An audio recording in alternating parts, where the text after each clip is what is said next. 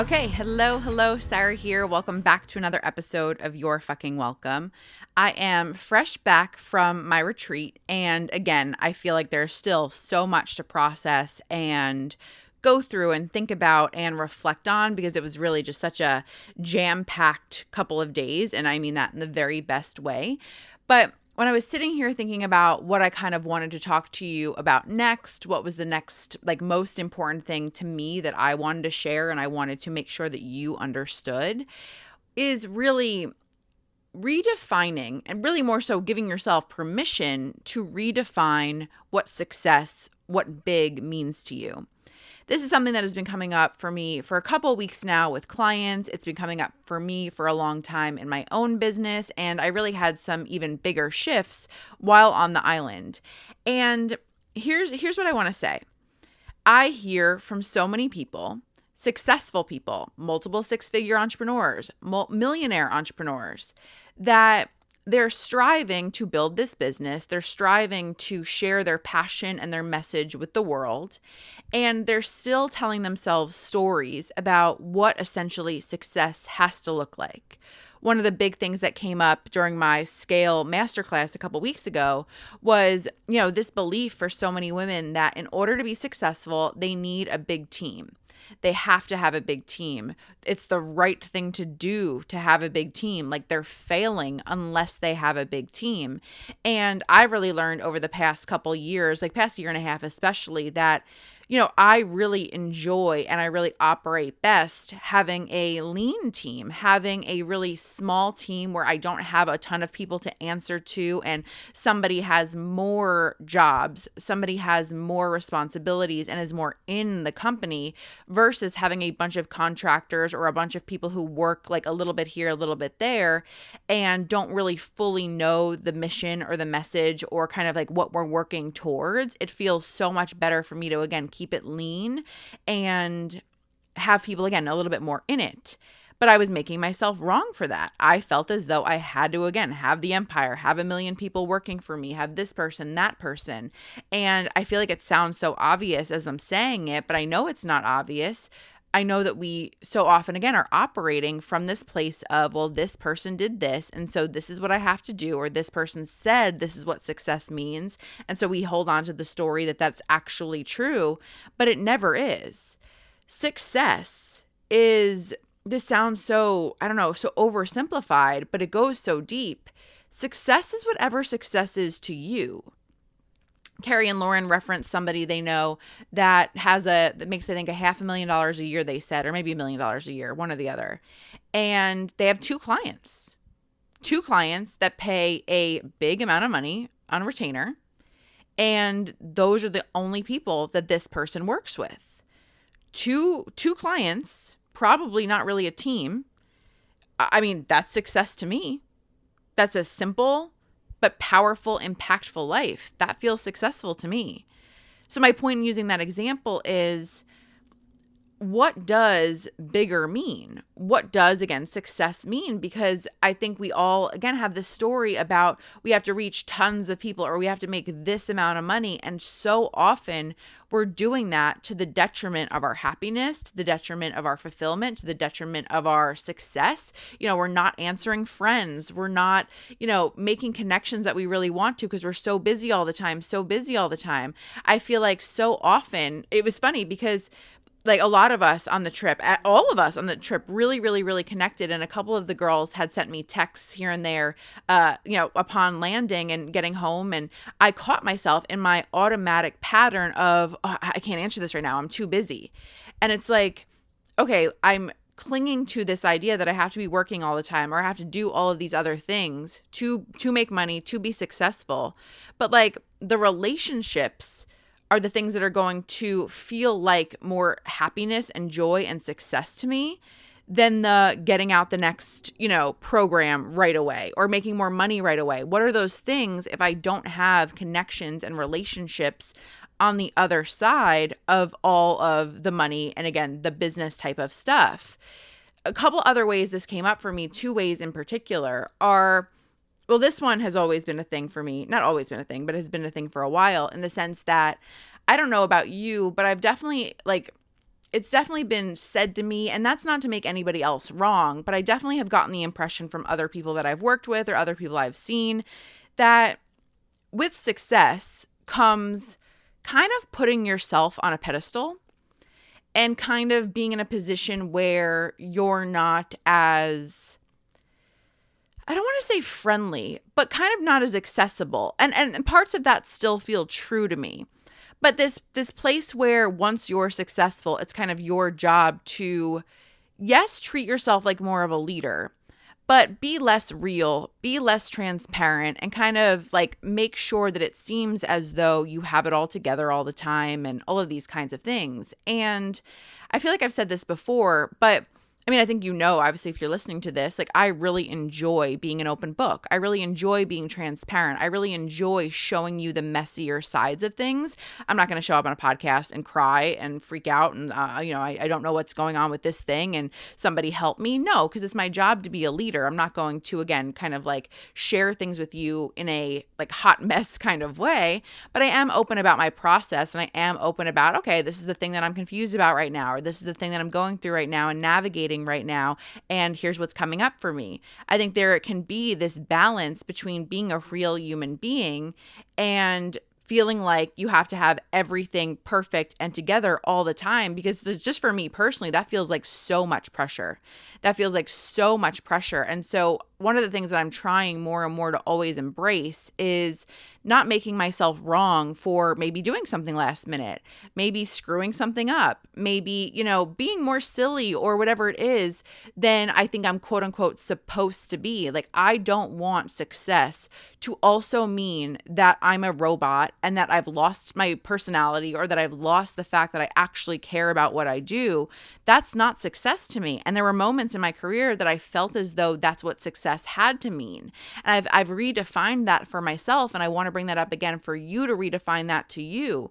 Are you telling yourself that success means that you can no longer, I don't know, again, communicate with your audience the way that you did at one point, that you can no longer share, the silliness that goes on behind the scenes because you have to be more serious?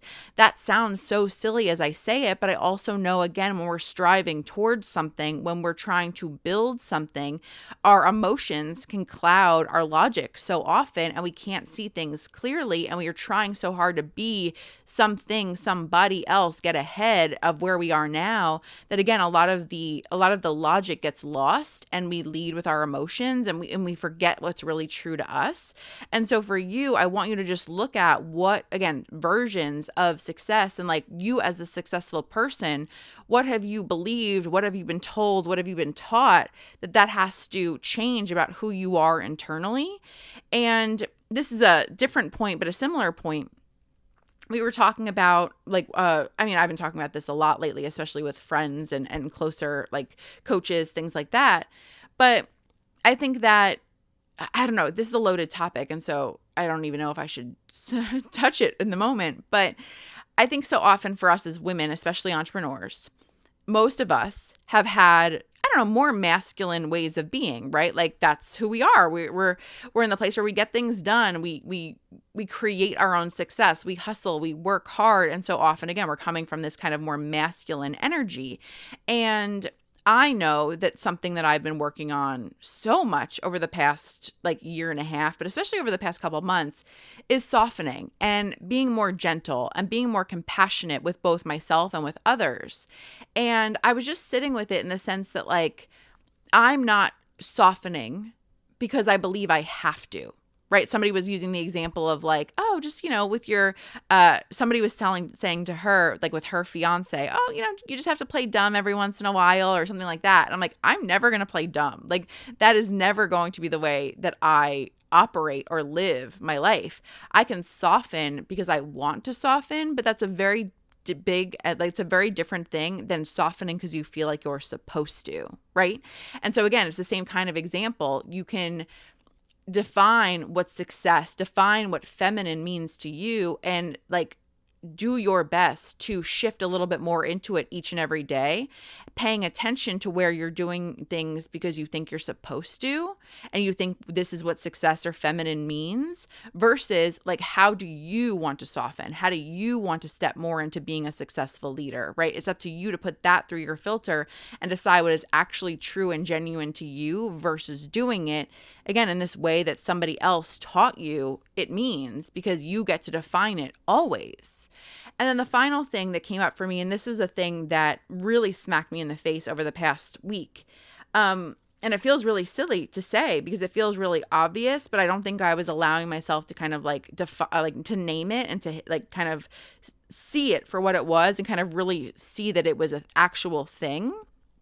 And that is that I think in my career and mentors that I've worked with, and again, this is not making them wrong because they get to, feel and see and believe what it is that they do, right? And they want to define success on their own terms, and success can mean something different to them. And just because it was kind of maybe said to me, I'm not going to come from this place of like, oh, well, this person made me think this. Well, no, like they shared their beliefs and it was up to me to put it through my filter. And maybe I was a little bit more impressionable at certain periods, but like that wasn't their fault. Meaning, again, like I don't like the way that people make so many people wrong just because of sharing their own beliefs, because I think we all have to sit there and take them in and again decide what is true for us. But my point is like at some point I started to believe that not caring is not the right way to say it, but kind of like letting go of your business or letting go of the heart in your business and leaning back and working less was the big thing, like working way less and being in this place where like everything can be automated or everything can be systemized or everything can be copy and pasted. And the work that you're actually doing in your business, the success means having that work become like smaller and smaller, that those work hours becoming smaller and smaller, the attention that you're paying to your audience, the heart that you're putting into your business, essentially. Like you want to be in a position where you're doing less and less and less of that. And that's what successful means, so that you can have more time to travel and this, that, the other thing. And sure, nobody wants to be working 12 hours a day. And sure, I want to definitely, absolutely, positively work less in my business. But I don't want to sacrifice heart. And I feel as though I had moments where I believed that like if I was still deeply caring, or if I was still creating content or creating programs or putting my all into a live video, whatever it was that was in some way wrong. That meant that I'm still working too hard, harder than I should be, and I should be working less at this point. And seeing Carrie and Lauren in this retreat, I don't know how to give them enough credit and enough praise for the experience that they created for us. Because every single day, every single hour was so carefully and intentionally curated. There was nothing that we did that was a mistake or that was not intentional. Every single thing was so carefully designed, and I appreciate what they did and how they did it so much, because again, at some point I believed that like it was cool to not care, or it was cool to be like looser with the format of things, or whatever happens. And I believe in there being an organic side or element, of course, to how we're coaching people or how we're running a retreat, of course, and so much positive and so much growth and magic can come from the organic. I don't mean to make it sound like it can't, but I want to lead. I don't want to be somebody who just allows whatever happened to happen. I want to lead. I want to carefully curate experiences and knowledge and information for my people. I want for people to show up to a retreat feeling as though this is this experience that I have put my heart and soul into. And if that means I have to charge more to make sure that that is actually like worth it to me to put my heart and soul into, that's okay. That's actually the more loving thing to do versus kind of going the cheaper, quote unquote, route, and then not, again, putting as much heart and soul into it and kind of letting whatever happens. I want to be somebody, I don't care if it's 10 years from now. And yes, 10 years from now, I want to be working way less, of course. but I want to be still so in the work that I'm doing, and so in so much of a place of caring deeply still about the transformation and the message and the information, the again, the heart that I'm putting in to my people. I never want to sacrifice that. Maybe it looks a little bit different, but I never want to sacrifice the heart. I never want to be in a position where I am showing up. Oh, it's recording day for podcast. I'm being handed a script. I'm reading off the script, and then I'm going off and not paying attention to my business until the next recording day. I never want to do that. And again, I think so often in the online space specifically, we're kind of sold on the idea that like, if you're still working on your business, you're doing it wrong. If you still give a shit, you're doing it wrong. And it's so crazy for me to like see that and like me saying it that way, in the sense of like, it's so clear and obvious to me how, like, again, I said in the last episode, but like, I feel called to this work. Like, I feel like this is my calling. I feel like this is why I'm here. And so, of course, my energy and effort is still going to be there always. And that doesn't make me unsuccessful just because there are some moments where I'm still, oh, I've got to work this weekend, or, you know, I've got to put together these slides for this offer, for this retreat. And that means that I actually want to sit there and do the slides because I give a fuck, right? I give a fuck enough to put my heart and soul into something, and that doesn't make me wrong. And so I've just looked at that over the past couple of days, especially just like redefining success and redefining freedom and redefining what big means to me, because I don't want more money to mean less heart. More money does not have to mean less heart. You still get to lead and lead powerfully as you grow into new levels of success. Maybe, again, looks slightly different. Maybe you have to let go of some things. Maybe you have to delegate some things, but the heart doesn't have to be lost. And that is, again, something that just really hit me hard over the past couple of days. And my hope is that it, of course, hits you as well. And so, again, for this episode, I just want you to reflect on and think about and adjust probably what your definition of success is, and for you to redefine what success means to you as you move forward. Because I've said it once, I've said it a million times, I'll say it again.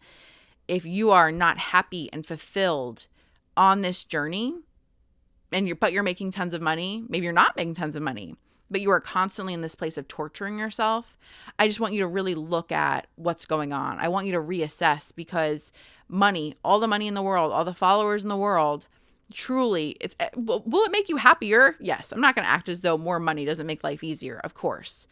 But if you are miserable on a day-to-day basis, and not that I'm not miserable at all, and there have been moments where I feel like I've struggled more than others, but I don't think I've ever been miserable.